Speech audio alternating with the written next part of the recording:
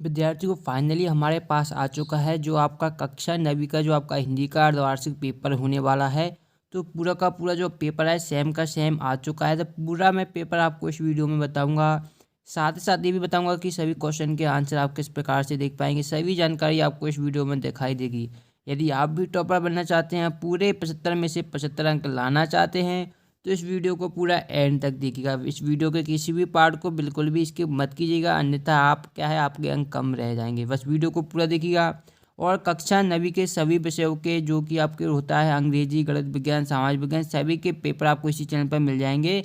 इसलिए यदि आपने अभी तक चैनल को सब्सक्राइब नहीं किया तो चैनल को जरूर सब्सक्राइब करें, क्योंकि चैनल को सब्सक्राइब करना बिल्कुल ही फ्री होता है। ठीक है, सब्सक्राइब करने के साथ साथ पास ही में एक आपको बेल आइकन का बटन दिखेगा, तो उसे भी दबा दीजिएगा, क्योंकि तभी आपके पास नोटिफिकेशन पहुंचेगी, अन्यथा आपके पास नोटिफिकेशन नहीं पहुंच पाएगी यदि आप नोटिफिकेशन ऑल नोटिफिकेशन के बटन को नहीं दबाएंगे। ठीक है, तो चलिए वीडियो को स्टार्ट करते हैं। पूरा का पूरा सभी क्वेश्चन मैं आपको बता देता हूँ जो कि आपके हिंदी के क्वेश्चन पेपर में आने वाले हैं। यहाँ पर आप देख पा रहे होंगे ये आपका 109A है। ठीक है, यहाँ पर भी देख पा रहे होंगे, इससे क्लियर हो जाता है कि सेम आपका आएगा। ठीक है, अब आगे नीचे स्क्रॉल करेंगे तो यहाँ पर आपको दिए गए हैं जो कि निर्देश दिए रहते हैं। आप जानते हैं कि प्रश्न 1 से लेकर आपको सभी प्रश्न हल करना आपके लिए अनिवार्य होता है। प्रश्न 1 से 5 तक आपको वस्तुनिष्ठ प्रश्न रहेंगे जो कि आपके 30 अंक आपके यहाँ पर निर्धारित किए गए हैं। ठीक है, अब देखिए पहला क्वेश्चन आपका दिया गया था जो कि है कृष्ण भक्ति शाखा के प्रतिनिधि कवि हैं। हमें बताना जो कृष्ण भक्ति शाखा है उसके प्रतिनिधि कवि हैं। क्या सूरदास हैं, तुलसीदास हैं, जायसी हैं, कबीरदास हैं। ये आपके 4 ऑप्शन आपको दिए गए हैं। तो इसमें से एक आंसर क्या आपका सही है, तो वो आपको बताना है कि कौन सा आपका होगा। ठीक है, तो ये आप जानते हैं कृष्ण भक्ति शाखा के जो प्रतिनिधि कवि हैं वो सूरदास जी हैं। बहुत ही सिंपल क्वेश्चन है, ये आप आता ही होगा आपको। फिर आता है रसात्मक वाक्यम काव्यम, परिभाषा किसकी है। यानी कि रसात्मक वाक्यम काव्यम का मतलब होता है आपका रसयुक्त वाक्य ही क्या है, काव्य है। यह परिभाषा किसने दी है, कि मैंने दी है, या पंडित राज जगन्नाथ ने दी है, या आचार्य विश्वनाथ ने दी है, या भरत मुनि ने दी है। तो ये किसकी परिभाषा ये बताना है। इसके मैं आप बताऊंगा, आप बिल्कुल परेशान बिल्कुल भी ना कि आंसर आपको कहाँ पर मिलेंगे। बस वीडियो को एंड तक देखिए, आपको सारे डाउट क्लियर हो जाएंगे। ठीक है, एकांकी में कितने अंक होते हैं। ठीक है, यदि आपने नाटक और एकांकी में अंतर पढ़ा हुआ तो ये क्वेश्चन आप बिल्कुल सेकंडों में उड़ा देंगे। नाटक और एकांकी, ठीक है, आपने पढ़ा होगा नाटक में कई अंक होते हैं और एकांकी में केवल एक ही अंक होता है, तो एक हो जाएगा आपका इसका आंसर। ठीक है, तो यहाँ पर आपको एक घ वाला ऑप्शन दिएगा, एक ये आपका बिल्कुल सही हो जाएगा। ये सिंपल आपका याद था इसलिए मैंने बता दिया। जगदीश में कौन सी संधि है। यदि आपको विच्छेद करना आता है तो संधि आप तुरंत पहचान जाएंगे। जगदीश को आप कैसे करेंगे, जगत धन ईश। ठीक है, ऐसा होगा जगत धन ईश, तो इसमें आपकी क्या हो जाएगी, व्यंजन संधि आपकी हो जाएगी जगदीश में। ठीक है, इसी प्रकार काव्य की शोभा बढ़ाने वाले तत्व क्या कहलाते हैं, तो काव्य की शोभा बढ़ाने वाले तत्व आपको कहलाते हैं अलंकार कहलाते हैं। तो ये आपका हो जाएगा अलंकार, जो कि आपको ऑप्शन नंबर ग में देखने को मिल रहा है। अगला क्वेश्चन था मृत्यु का तरल दूत कौन था। ऑप्शन है जोर की आंधी, प्रचंड ताप, तेज गति से आधा बाढ़ का पानी, या गहरा तालाब। आपके 4 ऑप्शन दिए गए, इनमें ही आपका एक सही उत्तर है। यहाँ तक आपके सही विकल्प कंप्लीट हो जाते हैं। अब आपके आते हैं रिक्त स्थान। देखिए पहला है छायावाद के जनक माने जाते हैं। तो मैंने पिछले साल भी आपको बताया था, कई बार जितनी भी हिंदी की वीडियो हैं ग्रामर में उसमें मैं बताता हूँ कि छायावाद के आपको क्या जनक आपसे पूछ जाते हैं। छायावाद के आपसे 4 कवियों के नाम पूछे जाते हैं। छायावाद के 4 कवियों के नाम भी आपसे पूछे जाते हैं। ठीक है, तो मैंने छायावाद के कवियों को याद करने की आपको एक ट्रिक बताई हुई है पिछले वीडियो में। यदि आपने नहीं देखी, नए स्टूडेंट है तो आपको भी मैं बता देता हूँ। बस आपको एक बार सुनना है और आपको भी याद हो जाएगी गारंटी के साथ। ठीक है, तो ट्रिक क्या है वो ध्यान से सुनिएगा। ठीक है, यदि आप ध्यान से सुनेंगे तभी आपको समझ में आएगा। ठीक है, तो छायावाद के कवियों को यदि आप याद करना चाहते हैं तो बस आपको याद करना है प्रसाद प्रसाद पंत, वर्मा, निराला, निराला। ठीक है, अब इससे क्या होगा, इससे क्या होगा वो मैं आपको बताऊंगा। देखिए यदि आपने इस लाइन को याद कर लिया प्रसाद, पंत, वर्मा, निराला, तो ये क्या हो जाएंगे, आपके छायावाद के 4 कवि हो जाएंगे। कैसे हो जाएंगे, देखिए प्रसाद से आपका हो जाएगा जयशंकर प्रसाद। क्या हो जाएगा विद्यार्थियों, जयशंकर प्रसाद। ठीक है, पंत से आपका हो जाएगा सुमित्रा नंदन पंत, सुमित्रा नंदन पंत। वर्मा से आपका हो जाएगा महादेवी वर्मा।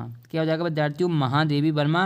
और निराला से आपका हो जाएगा सूर्यकांत त्रिपाठी निराला, सूर्यकांत त्रिपाठी निराला। ठीक है, तो आपको याद क्या करना है, प्रसाद, पंत, वर्मा, निराला। एक बार फिर मैं आपको बता देता हूँ, आपको कुछ याद अधिक नहीं करना, 4 शब्द याद करने हैं, प्रसाद, पंत, वर्मा, निराला। प्रसाद, पंत, वर्मा, निराला याद कर लेंगे तो प्रसाद से आपका हो जाएगा जयशंकर प्रसाद। ठीक है, प्रसाद से आपका जयशंकर प्रसाद, पंत से सुमित्रा नंदन पंत, वर्मा से महादेव वर्मा और निराला से सूर्यकांत त्रिपाठी निराला आपका हो जाएगा। ठीक है, अब हमसे क्वेश्चन पूछा गया था कि छायावाद के जनक, लेकिन अब हमें इसमें ऐसे पता कैसे चलेगा कि छायावाद के जनक कौन है, तो वो भी मैं आपको समझा देता हूँ कि आपको छायावाद के जनक के बारे में कैसे पता चलेगा। थोड़ा वेट कीजिए, इसको मैं साफ क्लियर कर देता हूँ। ठीक है, तो देखिए छायावाद के जनक के बारे में पूछा गया है।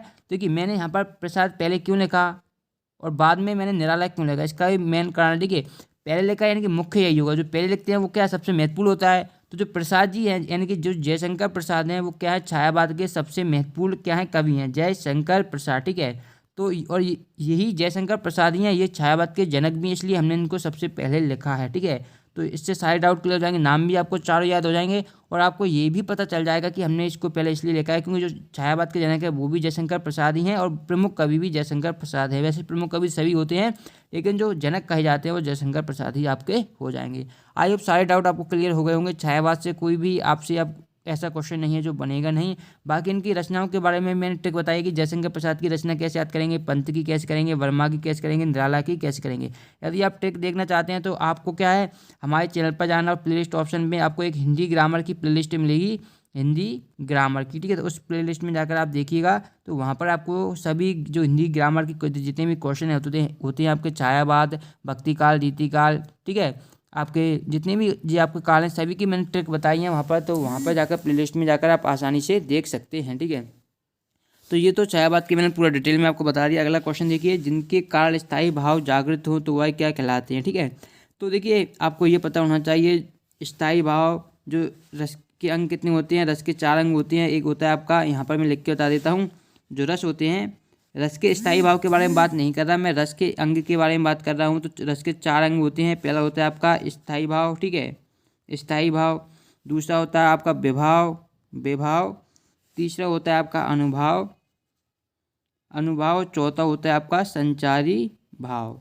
ये 4 अंग होते हैं रस के। ठीक है, अब इनसे क्वेश्चन बनते हैं आपके। देखिए स्थायी भाव से तो आपका डायरेक्ट क्वेश्चन बनता है कि स्थायी भाव से किस तरीके से पूछे जाते हैं, डायरेक्ट पूछे जाते हैं कि आप बताइए कि वीर रस का स्थायी भाव क्या होता है, वीर रस का स्थायी भाव क्या होता है। तो वी आप जानते हैं वीर रस का होता है उत्साह होता है। ठीक है, इसी प्रकार आपसे पूछा जाता है कि रौद्र रस का स्थायी भाव क्या होता है, रौद्र रस का स्थायी भाव क्या होता है। तो रौद्र रस का स्थायी भाव आपका होता है क्रोध होता है। इसी प्रकार करुण का आपसे पूछ लिया जाए कि करुण रस का स्थायी भाव क्या होता है। तो करुण रस का स्थायी भाव आपका होता है शोक। ठीक है, तो जितने भी आपके रस सभी रस के आपको स्थायी भाव पता होने चाहिए। जैसे कि आपका एक होता है आपका भयानक रस, इसका क्या होता है भयानक रस, भयानक रस, तो इसका होता है आपका भय। इसी प्रकार आपका होता है हास्य रस, तो इसका हंसी होता है। ठीक है, और इनके एक एक एग्जाम्पल यानी एक एक उदाहरण भी आपको क्या इनके याद होने चाहिए। ठीक है, यदि एक एक उदाहरण आपके याद हैं तब आप आसानी से जो रस वाला टॉपिक आपका कंप्लीट हो जाएगा। अब रस के स्थायी भाव के बाद आते हैं आपके संचारी भाव।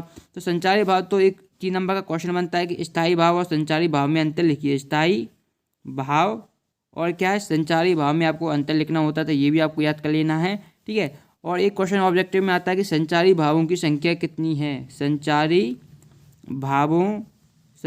भावों की संख्या कितनी है, संख्या हमें बतानी होती है। ठीक है, तो संचारी भावों की संख्या आपसे पूछी जाए तो आपको बिल्कुल भी घबराना नहीं है। संचारी भावों की संख्या 33 होती है। ठीक है, ये आपका सारे रस से संबंधित सभी क्वेश्चन मैंने यहाँ पर आपको बता दिया कि क्या क्या आपको पढ़ना है। ठीक है, कभी कभी क्या होता है एग्जाम में कोई भी 2-3 संचारी भाव के नाम भी पूछ लिए जाते हैं, तो वो भी आपको पता होने चाहिए। ठीक है, तो ये हो जाएगा पूरा रसों से संबंधित जितनी भी जानकारी थी मैंने आपको यहाँ पर बता दी है, तो इनको आपको याद होनी ही चाहिए आपको। ठीक है, अब देखिए 2 बैलों की कथा गद्य की विधा है, तो एक बताना है आपको शब्द की पहले जुड़ने वाले क्या कहलाते हैं।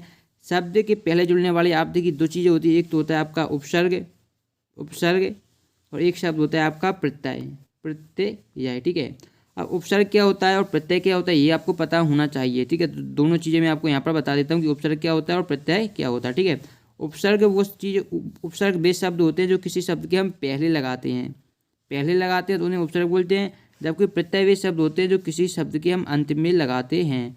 उदाहरण से आप समझ जाएंगे कि उदाहरण जैसे मैं आपको दूंगा कोई भी, जैसे कि आप यहीं से कोई सा भी शब्द उठा सकते हैं और उनका आप उपसर्ग और उनमें प्रत्यय लगा के बता। चलिए मैं आपको एक उदाहरण देकर बता देता हूँ। ठीक है, तो सबसे पहले मैं प्रत्यय का बता देता हूँ। जैसे कि आप लिखते हैं ऐतिहासिक, ठीक है, हासिक, तो ये ऐतिहासिक किससे मिलकर बना, एक आपका इतिहास है। ठीक है, इतिहास हो जाएगा आपका इतिहास लिख दीजिए, प्लस इक, तो इसमें इक क्या है, ये आपकी प्रत्यय हो जाएगी। इसी प्रकार जो शब्द यदि आंग लगेंगे तो वो आपके उपसर्ग हो जाएंगे, ये बात ध्यान में रखनी है, ठीक है।